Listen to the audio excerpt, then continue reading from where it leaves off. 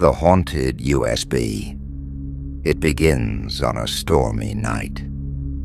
I'm walking home through the empty, rain-soaked streets when something glimmers in a darkened gutter. A small USB drive, its surface scratched and oddly warm to the touch, lies abandoned on the pavement. I pause. A chill runs down my spine as I pick it up. Its label, faintly etched in a style I cannot decipher, reads, "Don't ignore." Curiosity battles with dread, and I tuck it into my pocket, unaware that this moment will change everything. At home, in the solitary glow of my study, I sit before my computer. The wind howls outside as I connect the mysterious drive. The screen flickers for a moment, then steadies. A folder appears, untitled, shrouded in a darkness that seems to absorb the light around it. My fingers tremble as I double-click, and an unearthly silence blankets the room, punctuated only by the soft hum of the machine. Files begin to populate the folder.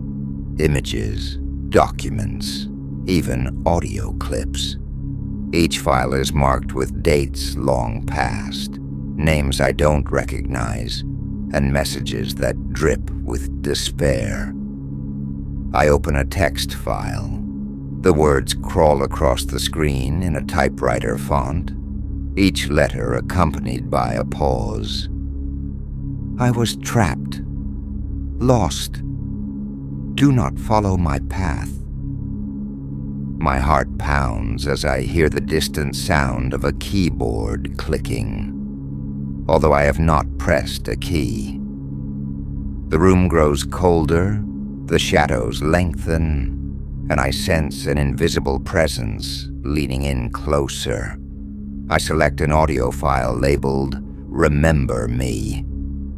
With a shaky click, a distorted voice fills the room. It speaks in a slow, mournful cadence. "You have found what was forbidden. I was condemned, and now you shall share my fate." The voice quivers, each syllable dripping with sorrow and rage.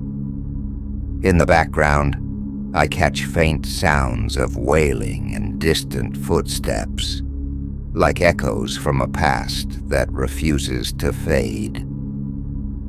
I freeze, wondering if the recording is real or a trick of my frayed nerves. Unable to tear my eyes away, I open a series of photos.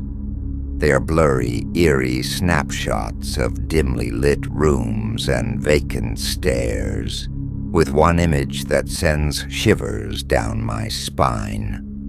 A face, half hidden in darkness, its eyes wide and filled with agony. The photograph pulses as if it were alive, and for a split second, the face seems to move, reaching out from the paper-thin boundary between life and death.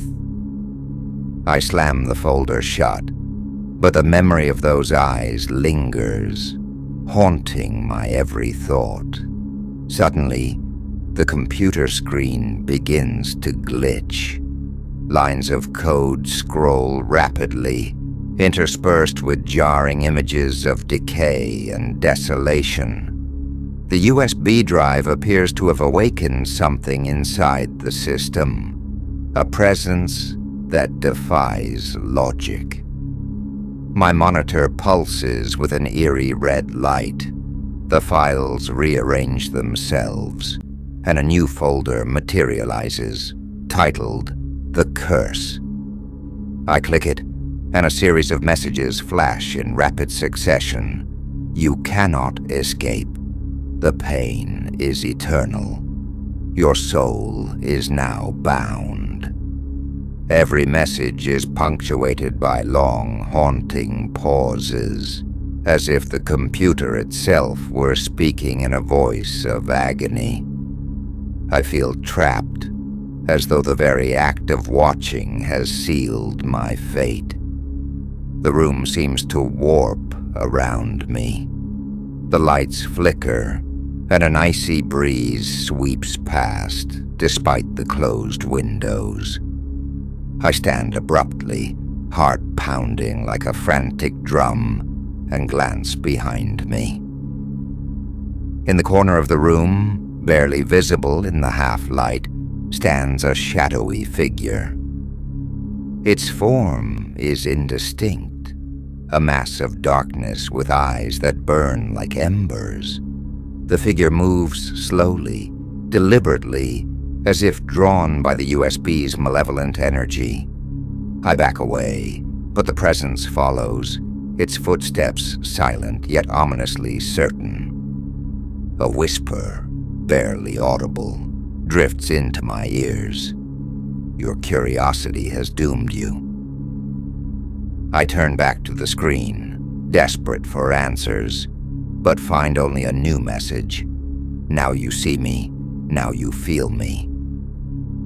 Panic surges through me. I reach for the USB drive, intending to pull it out and end the nightmare. But as my fingers grasp it, the drive seems to vibrate, pulsing with a dark energy. The computer emits a high-pitched hum, and I feel an invisible force resist my every move. The screen flashes a final image, a distorted visage with an expression of anguish and fury, before it turns completely black. I try to power down the machine, but it refuses to shut off, as if the spirit contained within the USB is demanding one last show of dominance. Every keystroke, every command is met with an error, as if the digital world has become a prison for my very soul. I'm caught in a vortex of terror, my eyes locked on the monitor as the ghostly figure approaches from behind, now visible and unmistakably real. It speaks in a voice that is both gentle and terrifying. I was betrayed, forgotten, and cursed to haunt this digital realm.